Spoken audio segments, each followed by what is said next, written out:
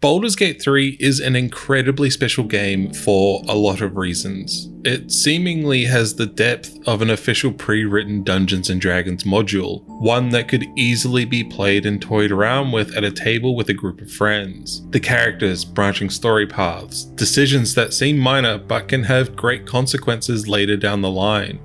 It's truly mind-boggling how densely packed this game is, especially within the 5th edition framework. Through all the depth and compelling storytelling, the thing that truly stood out to me above all else was the music, which is personally surprising for me. If you aren't familiar with me and my channel, video game music generally isn't something I've had a positive history with. There are certain games I have nostalgia for their soundtracks towards, but in general, going into a new game, I never assume I will care about the soundtrack past the credits. That might be why Baldur's Gate 3 was so surprising. It has left an impression on me that I know will last a long time. From its official release in early August, it's been 21 years since the last CRPG version of a game in the Baldur's Gate series. There's a lot on the line with a game whose legacy is baked into the culture of the medium, but also is one many coming into 3 may not have experience with at all. How do you welcome home old fans while introducing new ones? After booting up the game to reach the title screen and getting a scenic view over the titular city of Baldur's Gate, once you press a button, the camera scrolls down and the music immediately starts. What stands out most here is the first bit of music you hear isn't instrumentation, it's vocal chanting, before big drums start pounding underneath and the harmonies kick in, matching that vocal melody that started things off.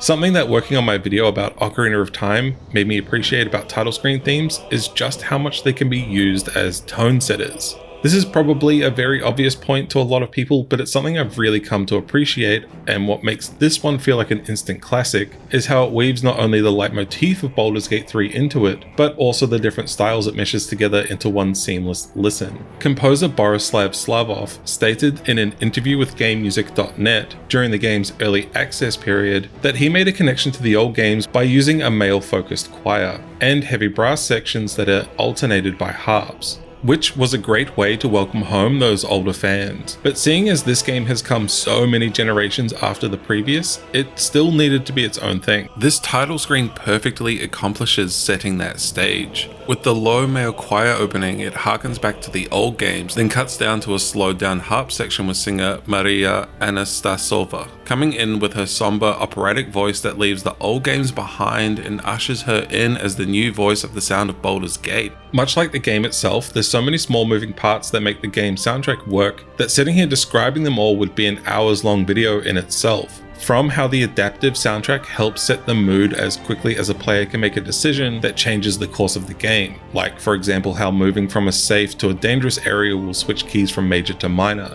And judging by the sound of it and Slavov's previous work on Divinity Original Sin 2, a live recording of an orchestra was used here, something he says adds depth and emotion due to the musicians playing together as a collective. And I couldn't agree more. It brings such a unique energy that MIDI or singularly recorded sessions just cannot match. Live music just adds an extra layer of depth that brings out something no studio recording can ever do. And if that was the case with Baldur's Gate 3, it would explain a lot. However, the main thing I want to touch on with this video is the genius of Down by the River and the weight that leitmotif carries.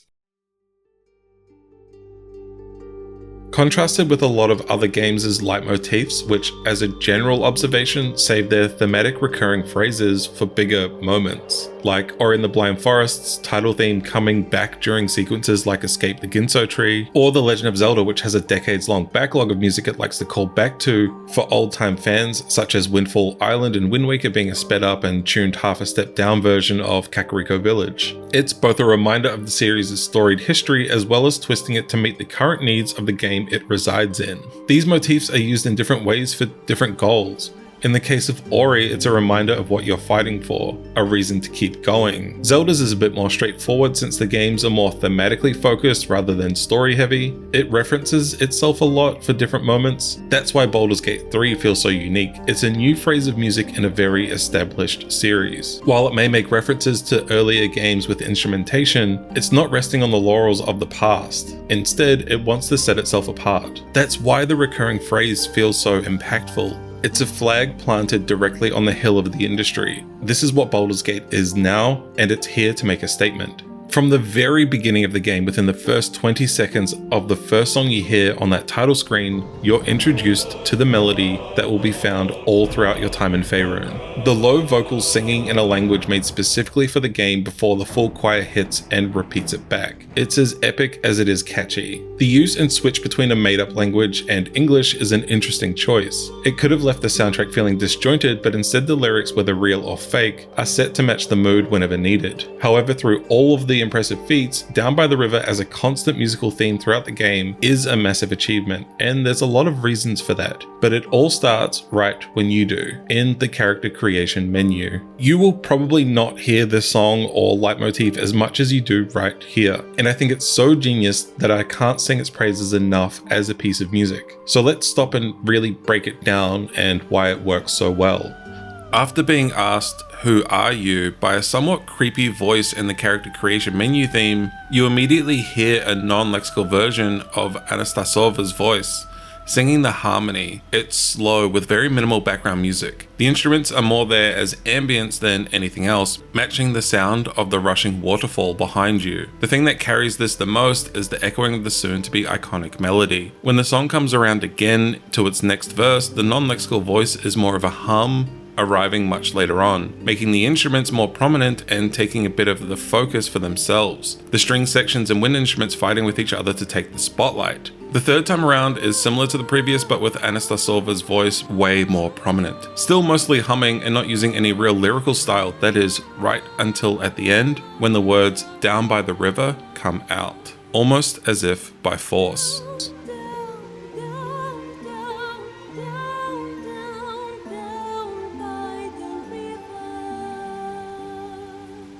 This is by far the shortest of the main versions of the song.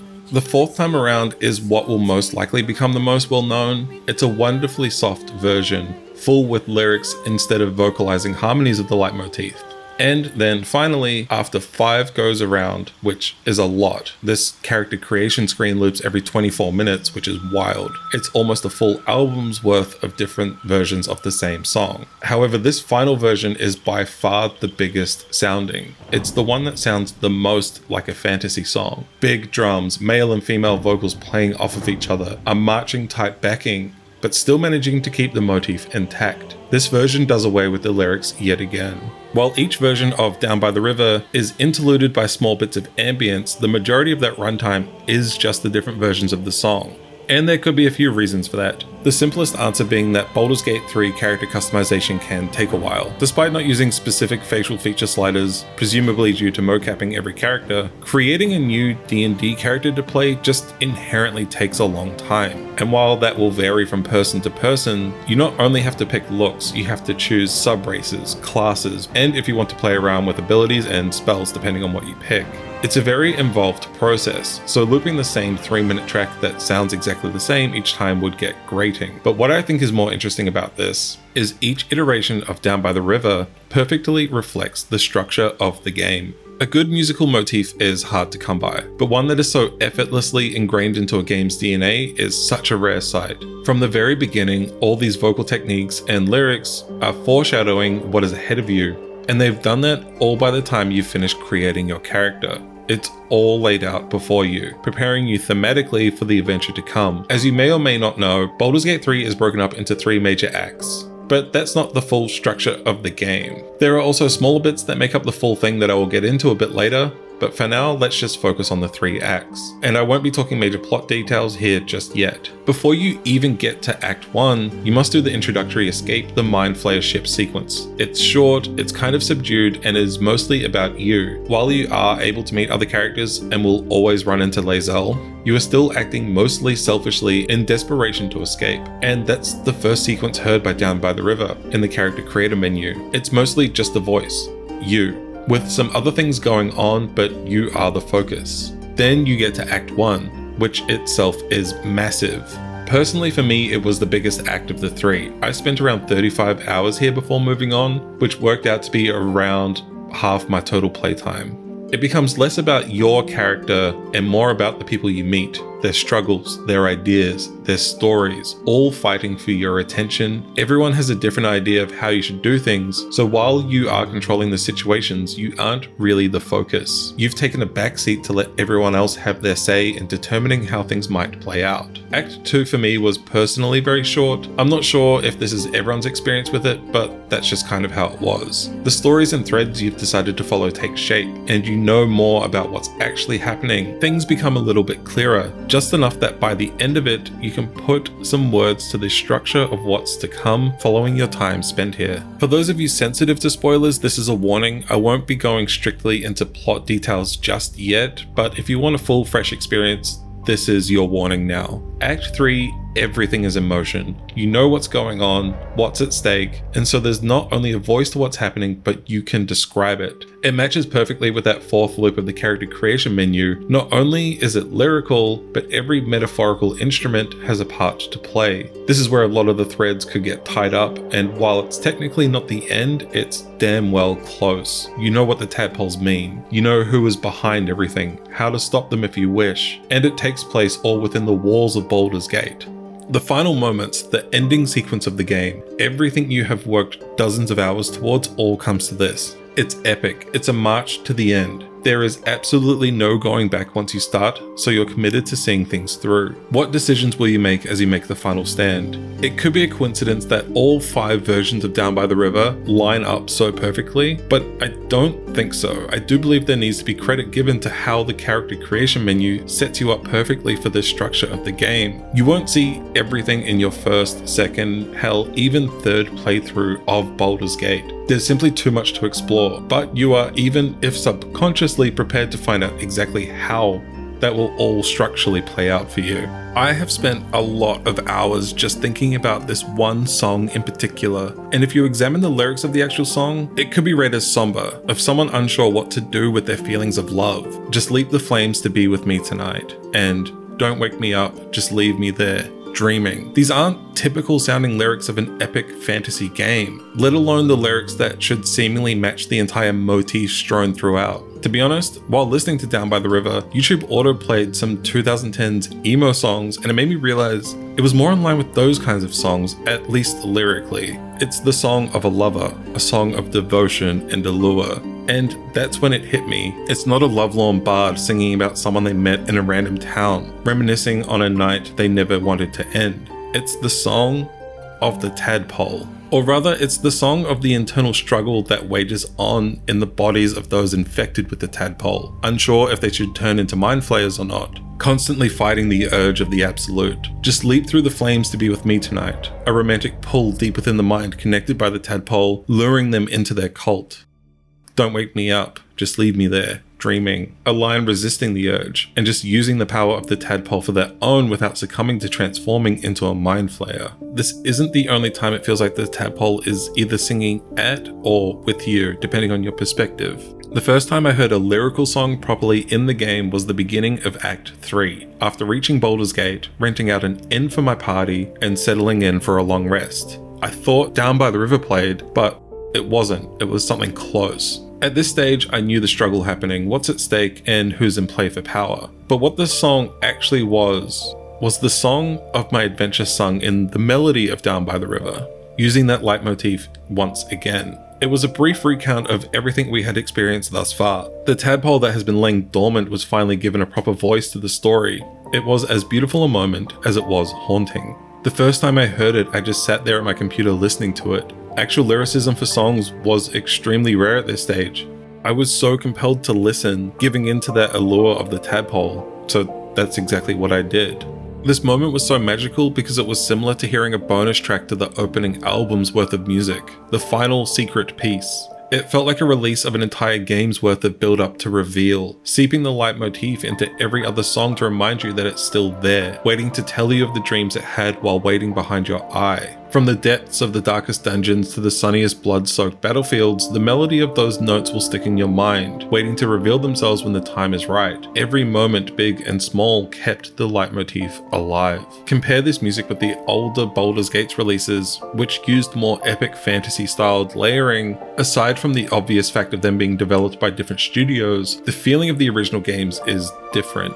While 3 retains the heart of the series extremely well, switching tonal directions worked in its favour. This is no longer the heroic adventures of bold heroes like Imoen, Minsk, Jahira, or Elminster. It's a scrappy tale of people who came together by chance. Despite its much more downer tone in story and events, the feel of fantasy here is more romantic. And I'm not just talking about how every origin character is hot, although that doesn't hurt the case. All of this romantic fantasy allure comes back to that song Down by the River. It is threaded into so many songs you will hear throughout the hours spent exploring Faerun and beyond. As I said, Baldur's Gate 3's soundtrack is a massive achievement on both a technical and musical level. And while Down by the River is the most impressive feat of any game OST I've heard in a long time, I would be doing Slavov a great disservice if I didn't talk about some other incredible tunes that are just as deserving of the attention. The Weeping Dawn sung by Ilona Ivanova is such a beautiful song, existing as a reminder that despite the hopelessness of the setting you're in, the death that is following you even this early in your adventure, there's still hope, there's still a reason to keep going. Unlike Down by the River, The Weeping Dawn feels very much like a fantasy song written for adventurers, which makes sense considering it's a very in-universe experience unlike the other. Even lyrically, it differs just slightly enough, but where its similarities come through is that undertone of romance that spreads throughout. A song written by a tiefling about the death of her teacher, someone she loved, but to what extent we can only interpret. Alfira is such a great reminder that in fantasy, tieflings don't have to all be edgy part devils. They can exist just as the other races do, with so many different motivations and reasons to live past what pact they made or was made on their behalf. And helping her finish her song to hear her perform it is a great reinforcement of that idea.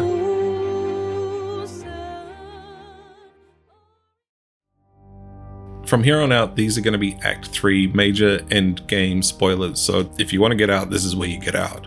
Raphael's Final Act is an absolute triumph of a song. One that is very befitting of not only an endgame boss, but a devil with the pure charisma that Raphael holds. It's both something like a Disney villain's monologue and the song you would hear from an actual final boss. A lot happens in this theme, coming in strong with a vocal melody about how all mortal lives expire, before being matched by an organ, then topping it off with Raphael himself singing in his own boss theme. It's truly unmatched in how epic it feels. There's nothing like it, not only within Baldur's Gate, but in any other game I've personally played. A symphonic organ frantically weaving notes while being told of your death as you fight a devil with 666 HP. A final musical act number is an extremely brave choice for a boss fight, but it's nailed so absolutely perfectly. I don't know if I can say I am no longer a fan of musical numbers anymore, since the amount of times I've gone to revisit this song since beating the fight is a little too high. This is a song that truly shows the range Borislav is capable of as a composer, and this fight was well worth the absolute struggle of getting through the many trials of Avernus for. As with so many CRPGs, Baldur's Gate 3 is a massive game with endlessly branching paths. One good or bad dice roll can decide the fate of a storyline you've been working towards. One small piece to complete a puzzle can easily be missed from talking to a character slightly wrong. This depth of decision making and paths is hard to really grasp as a player, but the thing keeping it all together is its leitmotif, the romantic song of a tadpole struggling inside your head. I don't think I'll ever truly see all the game has to offer in my lifetime, and I think that's something special. It means no matter who I talk to about this game, our stories will be different. And I may not exactly know what the river is, if it's a metaphor or a locale that the tadpole's thoughts wanders to, but we all have something in common. We all have a memory of hearing Down by the River for the first time. Baldur's Gate 3 might be a game about removing a tadpole from your eye, but their biggest accomplishment was leaving us all with one hell of an earworm.